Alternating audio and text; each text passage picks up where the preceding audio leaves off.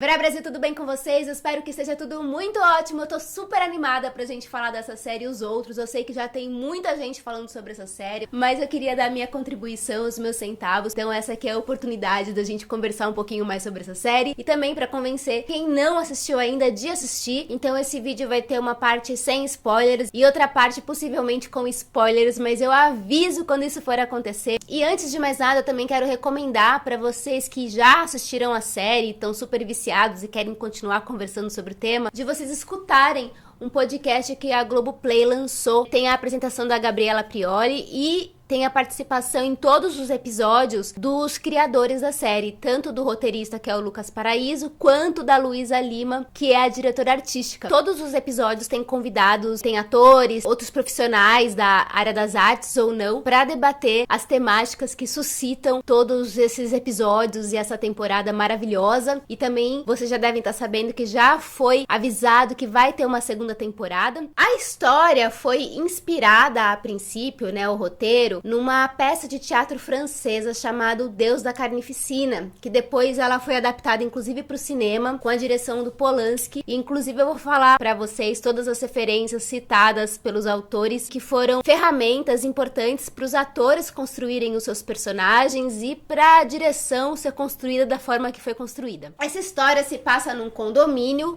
um condomínio fechado de prédios, que é um condomínio na Barra da Tijuca, no Rio de Janeiro. Eu não conheço a Barra da Tijuca, mas pelo que eu entendo é um lugar de classe média, média alta. Esse condomínio especificamente, as pessoas elas não são endinheiradas, são pessoas que estão tentando manter um padrão de vida, mas são meio que fodidas, assim, sabe? Se parar de trabalhar, vai ter que ir embora daquele lugar, porque não vai mais ter condições de ficar ali, de pagar condomínio e tudo mais. Mas é um lugar que é bastante protegido e privilegiado. E logo no primeiro episódio, dois adolescentes acabam tendo uma briga bem grande e os pais vêm pra interferir. E o que acontece é que esse primeiro evento vai ser estopim pra inúmeros eventos que vão acontecer a partir daí, que acaba expandindo do universo dessas duas famílias pra todo o condomínio. Então todo mundo, de alguma maneira, vai ser afetado por essa primeira briga. O primeiro episódio já acontece uma série de coisas que você fala assim, pra onde que vai esse negócio agora? Porque ele já entrega muita coisa aqui, no sentido de violência, de brutalidade, de intolerância, que você fala assim, aonde que vai chegar tudo isso, sabe? Porque parece que não tem mais pra onde ir, mas aí é que a gente se engana. Tem pra onde ir. O roteiro dessa série é insano. E é tipo um efeito borboleta mesmo, sabe? Um negócio que aparentemente é tão pequeno que reverbera em toda uma comunidade e vai gerar um enorme caos. E a cada episódio, todos esses 12 episódios são extremamente convulsionantes, assim. Você não fica tranquilo na sua cadeira, no seu sofá, onde quer que você esteja. É muito, muito louco. Eu vou falar só mais algumas coisas pra quem não assistiu a série, porque eu não tenho como desenvolver muitas coisas sem dar spoiler. Mas o que eu posso te dizer é, o roteiro é sensacional, ele é realmente eletrizante, assim, um negócio impactante. Tudo é muito incrível, é tudo muito bem amarrado. A trilha sonora é uma das coisas que também me chamou muita atenção, porque ela é muito sofisticada, sabe? Vai desde Chico Buarque, Jardim Macalé, tem Roberto Carlos, e a música tema da série é um Vivaldi desconstruidão, sabe? Então, se é uma cena com os adolescentes, tem uma pegada meio de videogame, o Vivaldi ele vai se transformando de acordo com a cena. O trabalho dos atores é algo fora de série. Eu acho que algumas coisas acontecem numa sinergia, assim, meio mágica até, porque todos esses atores são excelentes, existe uma coesão entre a direção, entre o roteiro e entre esses atores. Tava todo mundo falando a mesma língua, e isso funciona muito bem. Uma das famílias tem a Adriana Esteves, maravilhosa, o Tomás Aquino e o Pedro Haddad. E do outro lado nós temos o Milen Cortaz, a Maeve Dickens e o Paulo Mendes. E aí a gente tem os personagens mais coadjuvantes, mas que são extremamente importantes pra tudo isso acontecer. Drica Moraes, que ela é a síndica do prédio. Ela é uma personagem bastante fora da caixa, assim, meio decadente, completamente sem noção. Tem o Rodrigo Garcia, que faz o porteiro do prédio, que é uma figura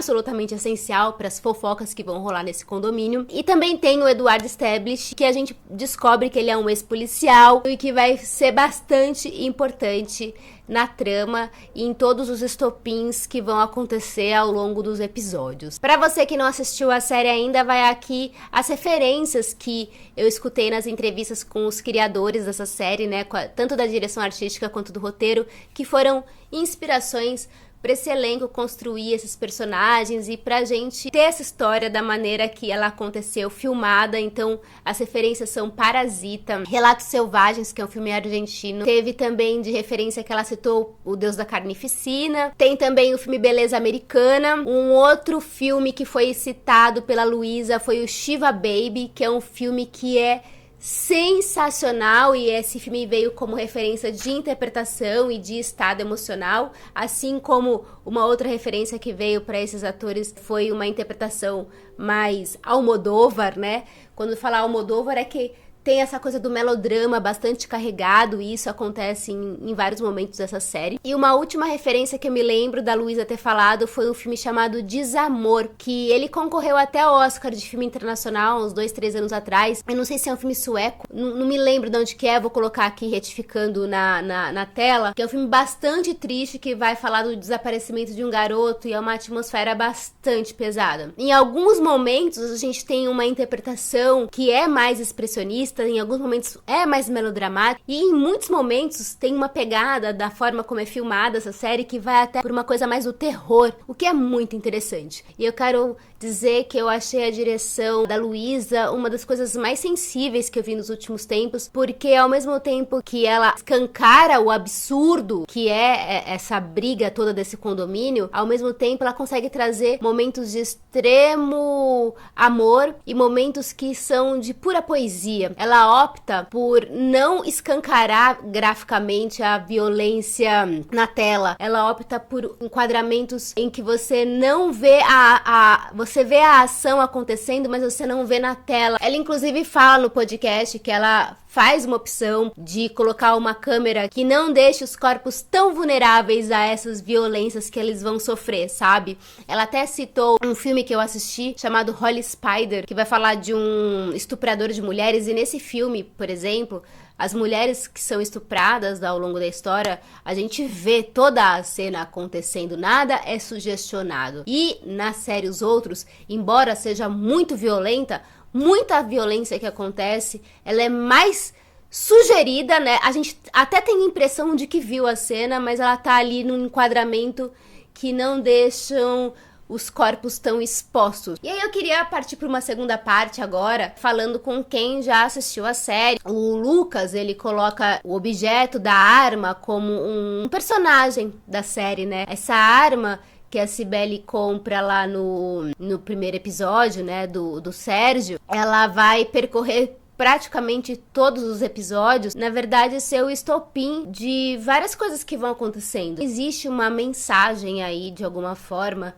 do quanto que ter uma arma em casa é perigoso, de que a solução não é você estar armado, de que a solução não é você ter a possibilidade de todo mundo ter uma arma em casa, porque olha o que acontece quando você tem uma arma em casa. A Cibele vai lá, compra essa arma e um monte de tragédia acontece depois disso, né? E uma coisa que eu acho bastante interessante de se pensar sobre essa série é como que o privado acaba sendo invadido pelo público de alguma forma, né? Porque a série ela começa falando de um problema de 2 adolescentes que brigam, os pais vão interferir e de repente, depois de toda aquela confusão, que a síndica resolve pedir ajuda pro miliciano, esse miliciano acaba começando a chantagear algumas pessoas ali para ter um benefício próprio. Uma coisa que era de uma esfera individual passa por uma coisa mais pública, no sentido de a gente estava aqui falando de um problema familiar, de repente a gente já esbarra num outro problema que tem no Rio de Janeiro, que é o problema das milícias, em troca de uma espécie de proteção, entre aspas, extorque as pessoas a seu bel prazer. Cai num problema que é um problema de esfera pública, né? Como que a gente pensa nessa questão da segurança, da proteção, enfim. E a gente vai discutir essa questão das armas e como que uma série que aparentemente não tem um viés político, escancarado, panfletário, extravasa para esse lugar pra gente pensar na questão da segurança, na questão da propriedade privada, na questão do armamento, da sociedade. Ao longo das séries, você vai se identificando com esses personagens em diversas esferas. Em algum momento você ama uma personagem, num outro momento você não gosta do mesmo personagem. Eles são multifacetados. Todos eles têm vulnerabilidades, têm fragilidades, tem coisas que a gente ama, tem coisas que a gente odeia, e por isso que é tão angustiante assistir, porque você se identifica. Às vezes aquele negócio que você tá olhando, você te gera uma repulsa, mas você tem aquilo dentro de você também.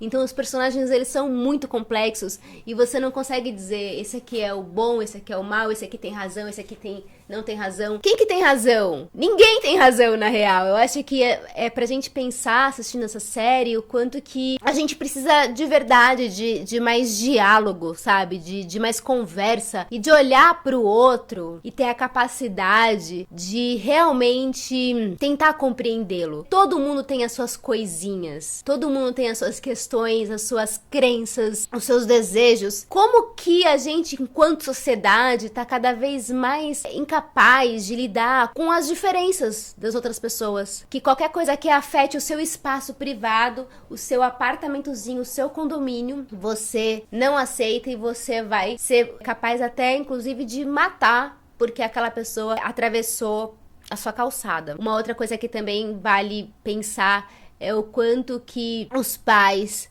super protegem esses adolescentes a tal ponto que isso gera uma fragilidade enorme nesses jovens que não conseguem lidar com o diferente, porque você é tão super protegido e você tem tudo aquilo que você quer, que na hora que aparece um conflito você não sabe conversar, você sai metendo porrada. Uma outra coisa muito legal da gente pensar nessa série é sobre as masculinidades. A gente vê dois personagens que são opostos, né, na forma como agem. O Amâncio, que é o personagem do Tomás Aquino, que ele é muito mais passivo, e o personagem do Milen Cortaz, que é agressivo, expansivo. Nesses dois personagens a gente vê claramente o quanto que a nossa sociedade patriarcal é prejudicial, tanto pro homem quanto pra mulher, muito pros homens também. Porque no caso do Amâncio, ele é chamado de frouxo pela Cibele porque ele não tem uma atitude mais firme. No caso do personagem do Milen Cortaz, ele já tem essa outra atitude, mas ele ultrapassa, sabe, todos os limites. Eu tô lendo o livro da Bell Hooks, do Tudo Sobre o Amor. Tem um capítulo que eu fiquei pensando muito sobre ele, que é o capítulo das crianças, né? Como que a gente educa as nossas crianças. O cuidar não significa amor. E como que você constrói uma relação amorosa com os seus filhos? A superproteção não significa amor. Você esconder determinadas coisas dos seus filhos não é amor. O que é amor? O que é essa relação de honestidade que você pode construir com essas crianças para que eles se tornem adultos menos problemáticos, né? Porque ali são famílias completamente disfuncionais, que sabe-se lá onde vai dar. Enfim, gente, eu queria só trazer essas questões porque são as coisas que ficaram na minha cabeça. Eu acho que tem um episódio do podcast da Globoplay que tem a participação do Christian Dunker, e eu acho muito legal porque ele é psicanalista, né? E eu acho que pra quem trabalha a psicanálise, essa série é um prato cheio. Eu fico impressionada com todos os assuntos que suscitam ao assistir essa série. Pra mim, no meu caso, que meu olhar vai mais pra parte artística da coisa, eu fiquei realmente impressionada com o nível de qualidade, de interpretação desses atores. E isso tudo tem a ver com todas as referências que foram citadas, que a Luísa disse que levava pros atores, né, pros artistas. Realmente essa série é um cristal. Eu desejo muito que a segunda temporada esteja nesse nível pra mais, e que a gente possa, através da arte, do entretenimento, discutir a nossa sociedade. Eu acho que é pra isso que a arte serve, sabe? Também, né? Além de distrair a gente, de trazer poesia, ela vai fazer a gente questionar essa subjetividade, contribuir para que a gente olhe para nós, pros outros, e a gente reflita sobre as nossas ações, sobre como que a gente se constitui como cidadão do mundo, sabe? Eu acho que essa série ela vai suscitar muitos pensamentos em muitos de nós e vai fazer a gente ver que todos nós somos muito frágeis, intolerantes atualmente, e que a gente precisa de verdade construir uma atmosfera de amorosidade e de muito diálogo. É isso, espero que eu tenha conseguido contribuir com alguns centavos para essa discussão toda. E também eu queria lembrá-los que a gente tem o Apoia-se, que é a minha plataforma de apoio recorrente do canal. Se você contribuir a partir de R$10 no valor mensal, você concorre a sorteios de livros. Se você quiser saber mais informações, estão aqui na descrição do vídeo. Você também pode fazer a contribuição única através do Pix, tudo sempre está na descrição. E entrando na plataforma do Apoia-se, você vai ver que tem várias categorias de apoio e aos poucos eu vou liberando mais benefícios para quem for apoiador do canal. Um beijo, até a próxima e tchau!